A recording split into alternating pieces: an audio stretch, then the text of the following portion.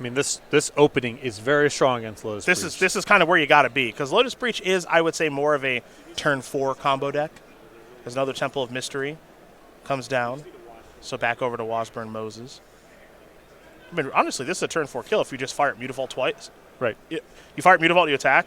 You know, the blade will also work here as well. Put the blade here on the Serpent. If you can get it underneath there, an attack for this is 8. Yep. This is just way too fast. Another Ghostfire Blade, and yeah, I think it's going to be tough for Noah to get out of this one. I don't think it's impossible. I think it's going to be pretty darn tough. I like the idea of pressure plus like a counterspell. Yep. Against this deck. That is the way that I would try to fight back against Lotus Breach. I can certainly recognize that the deck is incredibly powerful, but to me, it strikes me as more of a... It can be a turn 3 deck, I think, sometimes. But here's a Boreal Grazer. That's timely, though the Serpent, I believe, does have Trample. Oh, yeah. Among all those keywords. There's a Blast Zone that'll come in from the Grazer. And now this is a Fae of Wishes. 2 blockers is not a bad turn. It's still... Hughes is not really on a path to be able to combo out, but he might be able to survive this turn at least. Maybe get to a point, maybe get Blast Zone in the equation. I don't know. It's the Ghostfire Blades along with the Mutavault is going to be really hard to manage that with the resources Hughes has available. So you got Reach, Trample, Protection from Multicolored. So if we put a Blade on here, so right now, let's see, 1-1, 6-6, 8-8, 10-10. He needs to come up with 13. Yep. To get over 7 points of blocking. I think he's going to come up a point short right now. So 10 minus 7 is 3, and then 4, 5. So yeah, he's got 12 right now. He's still got to, and he's got to put everything in front of the Serpent also. Mm-hmm. He can't afford the luxury of blocking Mutavault and keeping it around for a turn. All right, so this sets up lethal for next turn also, and he's down both of his blockers. Or a Wild Slash wins the game right now, which there does not appear to be one. So let's head back over to Hughes. Now, Blast Zone is on 1. The problem is the Mutavault. Yep. I think we're going to say that a lot this weekend. Yes, the problem is the Mutavault. Yeah. He's got everything else covered. They've got everything else covered, but no answer Mutavault, and then that's that. All right, so Adam wins game number 1 here over Noah. Is an Ensoul a little too quick on the play with an Ensoul artifact, which is the goal certainly in this matchup. So we take a look at the sideboards. I know you've got Noah's in front of you, so I'll let you start there. 1 Anger of the Gods, 1 Fog, 1 Hour of Devastation, 1 Jace, Wielder of Mysteries, 1 Lost Legacy, 1 Natural State, 1 Niv Mizzet Perun, 1 Thoughts Tomb Scour, 1 Thought Distortion, 1 Underworld Breach, and 1 Ugin the Spirit Dragon. Those are targets for Fae of Wishes. The 2 ofs, Unravel the Aether and Ratchet Bomb, I think both excellent here and both likely to come in. On my side, I've got Aether Harvester. There's one of those. 2 Bone Crusher Giants, 2 Disdainful Stroke. 3 Mystical Disputes, 2 Lava Coil, a Shadow Spear, 3 Tormod's Crypt, and a Hazoret the Fervent. So if you want to go towards Graveyard Hate, Crypt is there. Yeah, I like the 3 copies of Tormod's Crypt, and I think the Mystical Disputes are probably above the line to bring in also.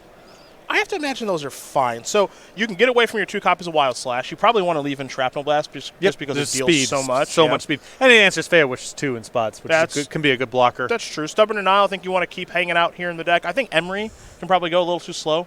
I don't think the game's about that. Yeah, I think Emery is more for matchups that involve removal, and that's not really the thing here. I think there's a stray copy of Hazoret hiding out here. That card can be quick, but it feels too like slow. 4th mana seems too slow. Too slow. Yeah. Also, I don't think if you're going to bring in Reactive Permission, like these counter spells, and there's a Metallic Rebuke and 2 Stubborn Denial's main deck, you don't want to tap out. Right, I think that's a really good point of, when you're bringing in counter spells, it sort of presupposes you want to leave up mana, and so the burden of proof to keep in cards that require you to tap out on your own turn is really high, and I think the Hazoret's not that strong to begin with, so I would identify that one as well as one that should probably be boarded out. All right, well, those are the options there for both players, and we're going to get ready here for our second game of competition between Lotus Breach and Is It Ensoul. Remember, Lotus Breach is a deck that a lot of people have been talking about as being incredibly, incredibly powerful. Had a huge impact at Players Tour Phoenix. Haven't seen it a lot here on the SCG Tour, though I imagine we'll see a decent amount of it here this weekend. But how will it perform? Now that players have had the opportunity to play against it more and figure out the best way to maybe hate against the deck, which seems like it should be doable. Well, I think that a lot of the level 1 interaction is varying degrees of effectiveness. but it's greater than 0. I Okay. mean, you can a clock plus Thoughtseize plus a counterspell or whatever is not a bad mixture of cards to have against this deck. So I think you can sort of interact with it that way of just playing with good interactive Magic cards. I think there's the second level, which is sideboarding in particular cards that are supposed to interact the right way. I have found that path to be a lot less fruitful. So I would start from a base of just trying to play with, negates and Thoughtseizes and a clock. And that's essentially what Corey Burkhart was able to do in route to winning that tournament. Yeah. Corey Burkhart again winning Players Tour Phoenix with Dimir Inverter. We have seen Dimir Inverter show up here on the SCG Tour, certainly in the hands of Peter Ingram, who I know is here this weekend. Saw him at the airport yesterday. Peter really diving into professional Magic this year. Had a pretty good year last year, but he's already off to a great start here in 2020, so I imagine we will see him some in the feature match area as well here this weekend, as these players will put a card to the bottom on their mulligans. They've kept their 6-card hands. It's a Yavimaya Coast for Hughes. In Island, an old Bomat Courier yeah. for Adam. Thespian Stage into Sylvan Scrying will allow Hughes to find a copy of Lotus Field. One of the namesake cards of this deck, incredibly difficult land to interact with. You got to pay the cost with Lotus Field to get it going, sacrificing 2 lands, as there is Bomat Courier, but it is an incredibly powerful card. Tormod's Crypt, the passing of the turn.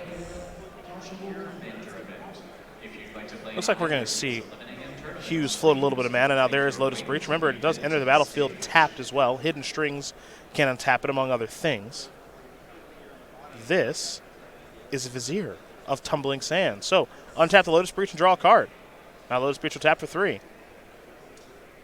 And Mystical Dispute looks like it's going to take care of the Fae of Wishes. So, we head back over to Adam. So my opinion here is that Tormod's Crypt can be effective on a very short timeline and not very effective over a longer timeline. So there's still a lot of pressure, I think, on Wasburn Moses to try to end this game as quickly as he can. He can't hold off forever once Hughes kind of has his shop set up. He can win a short game, not a long game most likely. And right now he's only attacking for 1. So you've got to find some way to speed this up a little bit. Botanical Sanctum is the land, and there's the battlefield untapped conveniently, though it is Hughes' 4th land drop of the game. Only 1 other land on the battlefield there in Lotus Field. And now there is going to be granted actually a 2nd copy of Mystical Dispute, a card you felt Adam should bring in, and it's been very impactful. Yeah, it doesn't catch everything, but a lot of the key engine cards, Fae of Wishes, Portal of the Pages, they are blue. And honestly, if you can get enough pressure on the battlefield on turns 1 and 2, it's not the worst to just leave up 3 mana and keep them off some key spell, even if it's not blue. And so Artifact's going to go on Darksteel Citadel. That'll join Bomat Courier into the red zone. He's going to fall down to 9. And given that Adam has countered 2 copies of Granted, you got to wonder, can Noah actually come back in this game? Now, there's a copy of Underworld Breach. And do you make your move with Tormod's Crypt now with the red mana floating? What is the most threatening thing to be able to do out of that graveyard right now? There's a Vizier of Tumbling Sands down there. There's 2 copies of Fae of Wishes. And a couple of lands. And a Sylvan Scrying. There's not really much. And remember, if Hughes doesn't get anything out of this turn with the Underworld Breach, he has to sacrifice at the end of turn. Right, yeah. And then you put the pressure on him next turn. Yeah. But Hughes is also down to 2 cards in hand. So what could even a follow-up look like? Okay, he's just going to play, looks like Fae of Wishes. Good patience there from Washburn Moses there to not pull the trigger too much on that Tormod's Crypt, because that was not that threatening of a turn. Yeah. So Underworld Breach just allows a 1/4 to join the battlefield. Now here comes Bomat Courier and Darksteel Citadel again. Going to block the Darksteel Citadel. Bomat Courier has 5 cards underneath it right now. And Wasburn Moses is going to just pass the turn back. So Lotus Breach not terribly impressive in these couple of games. Here's another copy of Underworld Breach. The last one was pretty bad. Yeah, if you didn't fight over the last one, I can't imagine fighting over this one.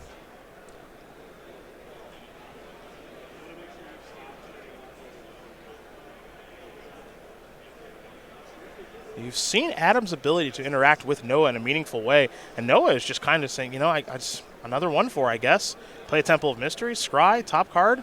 Looks like it might become the bottom card now. It is, and I'll tell you what, I know Lotus Breach is a lot more powerful than this, so if this is your first time seeing the deck, you are seeing kind of the low end of it, but I will also give Adam credit. He has interacted with it in two meaningful ways with those mystical disputes. He presented an extremely fast kill on the play, game number 1, and then post-board eventually sped up the clock with this Ensoul Artifact, but so much disruption in two mystical disputes and a Tormod's Crypt that Wasburn Moses hasn't even had to avail himself of.